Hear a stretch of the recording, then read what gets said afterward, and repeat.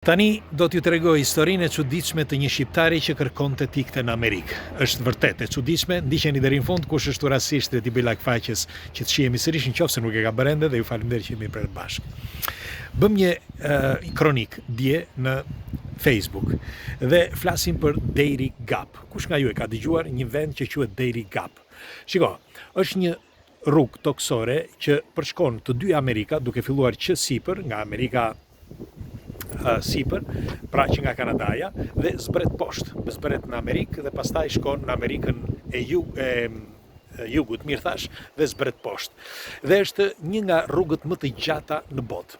Mirë po, në këmbë kjo rrugë është pothuajse e pamundur sepse gjendet një vend mes Panamas dhe Kolumbis, quhet Dairy Gap. Dhe këtu ka ndodhur një fakt i çuditshëm. Ne bëm një emision, por unë thash me një shqiptar. Tani po ja u tregoj. Ky zotëria nuk do që të bëhet publik, por na ka shkruar para disa ditësh, para disa javësh, dhe ishte ky shkaku që bëra këtë Dairy Gap. Sinqerisht, unë kisha dëgjuar vetëm një herë, por nuk mendoja që ishte kaq i rëndësishëm si vend. Është një zonë që rreth 160 kilometra parafërsisht ti nuk i përshkon dot, sepse është plot me banda, është me vjedhin njerëz, ka trafik droge, ka çfarë të them unë, ndodh çdo gjë. Bile ka patur raste që disa turista kanë dashur që ta kalojnë Dairy Gap, mirëpo disa prej tyre kanë humbur jetën. Është e vërtet kjo? Dhe çfarë ndodh tani? Shiko, ishte viti 2002, si thot ky zotëria, ky shqiptari, dhe kërkonte të ikte në Amerikë. Ai bëri ç'është mund sepse kishte qenë në Greqi disa kohë, u kthye në Shqipëri dhe pastaj donte që të ikte në Amerikë. Erdhi në Itali disa kohë, siç thot ai, mirëpo vetëm disa muajt e verës, punoi, u kthye sërish dhe këtu i kërkonin dokumentat, ishte pamundur të bënë dokumenta etj, s'kishte njeri dhe kështu u detyrua që të kthehej sërish në Shqipëri. Dhe çfarë bëri? Filloi që të punonte me anije. Nuk e di tani në qoftë sepse i bëra pyetje po akoma s'm ka kthyer përgjigje. Nuk e di nëse me këtë anije ai anije shqiptare apo në Malë të Zi, sepse thoshte kaloi nga Mali i Zi. Nuk e di nëse shkoi në Malë të Zi për të punuar në një anije dhe pikësynimi i tij ishte që të shkonte të punonte në Panama. Po, me anijet e Panamas që janë të famshme, sepse ai mendoi që nga Panamaja do ishte më thjesht për të shkuar në Amerikë. Meqense do punonte me anije, dal nga dal duke qenë në anije, do punonte aty dhe do shkonte në Amerikë. Dhe si përfundim, arriti që të punonte në një nga këto anije, pra me një anije panameze. Dhe si përfundim, pas disa muajsh, shkoi në Panama dhe filloi që të punonte aty. Mirë po, një ditë ai kërkonte që të ikte së bashku me emigrantët e tjerë. Duhet të dini që në zonën e Dairy Gap, pra në atë zonë që ju thash 160 kilometra parafërsisht, kalojnë pothuaj çdo muaj rreth 80.000 njerëz. Çdo muaj që duan të kalojnë kufirin për të shkuar, pra është mes, siç ju thash, mes Panamas dhe Kolumbis. Mirë po kolumbianët janë të çmendur.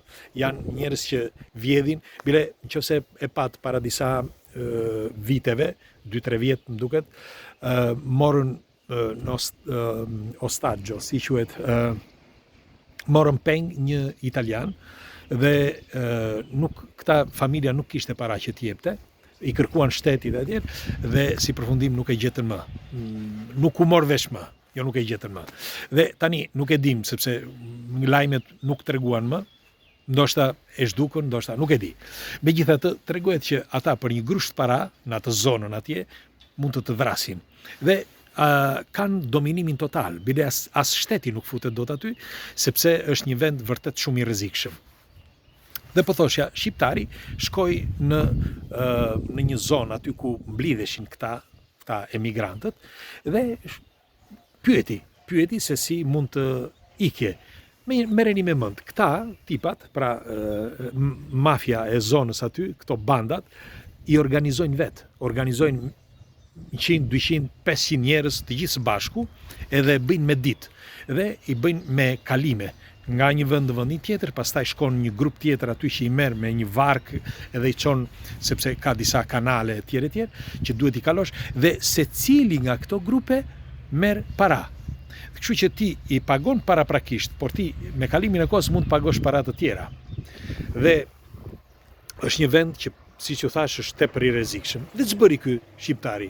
Thotë që pagoi dhe ishin rreth 8.000 euro, mos gaboj, parafërsisht që ai duhet pagonte.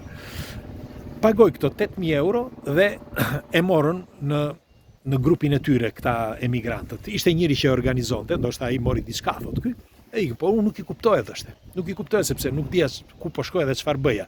Dhe me atë anglishtën time, le të themi kështu, me të shtyr, arrita tha që të futesha mes tyre. Merreni me mend. 11 ditë për të kaluar për kaluar këtë zonën, pra deri Gap. 11 ditë. Pse kjo? Sepse në zonat ku shkonin krijonin edhe kampe që me fjalë të flije gjatë natës dhe të thoshin do prisni këtu dhe nuk të jepte njëri përgjigje për asgjë, dhe të thoshin prisni këtu dhe kaq, me armë këta që të gjithë. Tani këtë çka më tregon ky zotëria, ky shqiptari. Dhe un pash disa materiale, disa video dhe së bashku me çunat përgatitëm një video dhe e gjeni këtë në Facebook dhe është vërtet të merr në ato zona, sepse aty vendos vetëm aty duhet të kesh fat që të jetosh. Bilet të mbijetosh, qoftë nëse je mafioz, qoftë edhe nëse je kalon aty. Por gra të martuara, ose gra, ose vajza, ose fëmijë, ose pleq kalojnë aty dhe ata nuk duan t'ia din fare. Pra këto bandat që janë aty. Nejse, ky shqiptari thotë që arriti nga ana tjetër. Dhe kur arriti nga ana tjetër ai donte që të kalonte, pra arriti në anën e Panamas dhe donte që të kalonte për të shkuar në atë zonë që mendoi që të mund të kalonte kufirin. Mirë po, një pjesë, një grup, ky kuptoi që disa njerëz thoshte, teksa iknim rrugës disa njerëz thoshte, disa gra zhdukeshin. Ndoshta i merrin veç, ndoshta nuk e di asaj. Nuk e di, por shikonte që nuk i shikonte më. Ai tha që këta atë ditë ishin rreth 100 e ca, të gjithë bashku. Dhe kur arritën në aty tek kufiri, meqense ky mendonte se tha mund si shqiptarët, si gjithmonë, nuk i besova tha askujt. Meqense kishim arritur në destinacion, unë mendoja tha se do na vrasin. Mua pastaj unë thas nuk merja vesh asgjë. Ata flisin me styre, po unë s'merja vesh. Dhe çfarë bëra tha, me shumë delikatesë, me shumë ngandall tha, në një moment caktuar tha, u futa ishte një grop.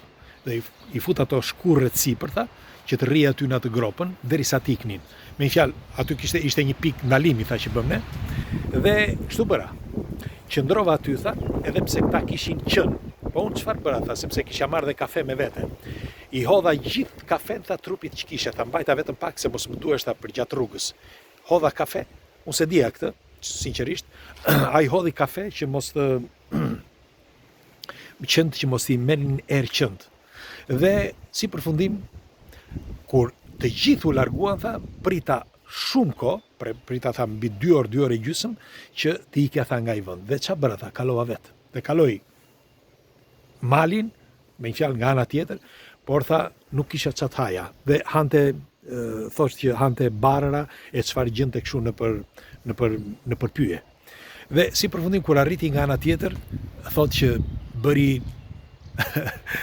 bëri si mund të themi, bëri kryqin, si thot ai, bëra kryqin tha se kalova nga ana tjetër dhe fal Zotit thotë arrita. Mirë po, sot tot është e vështirë që të kalohet, sepse për shembull unë sot jam ambientuar, thot ai, por do të dëshiroja, thot, unë i thash, do të lutesh, se atë mesazhin fundi që i dërgova, thash do të lutesha, nëse është e mundur, dua do të bëj një intervistë sepse është vërtet shumë e çuditshme historia e tij. Dhe ai si përfundim arriti në Amerikë dhe sot është shëndoshë mirë. Nuk e di, ndoshta ai është akoma pa dokumenta, nuk e di këtë. Ndoshta është kjo arsyeja që nuk thot, si që nuk do që të bëhet publik, por historia e tij më ka intriguar shumë dhe dëshiroj që ta bëj në një emision me një intervistë me të, do ishte shkëlqyeshëm, sepse shiko, kush nga shqiptarët nuk ka histori? Juve për shembull, çfarë histori e keni? Do dëshira një historinë tuaj të na i tregoni këtu. Historia juaj se si keni ikur, ku keni shkuar dhe si e keni bërë atë rrugë që keni bërë. pres komentet tuaja, sepse gjithsekush nga shqiptarët ka një histori më vete. Dhe historia jon, me fjalë, secili nga ne ka një histori që mund të bëhet një film, apo jo, secili prej nesh. Dhe nuk po them për ato që kemi dëgjuar, sepse kemi dëgjuar me qindra, ne na duket sikur historia e të tjerëve është më e bukur, por ç'është e vërteta, secili nga ne ka një histori vërtet të bukur.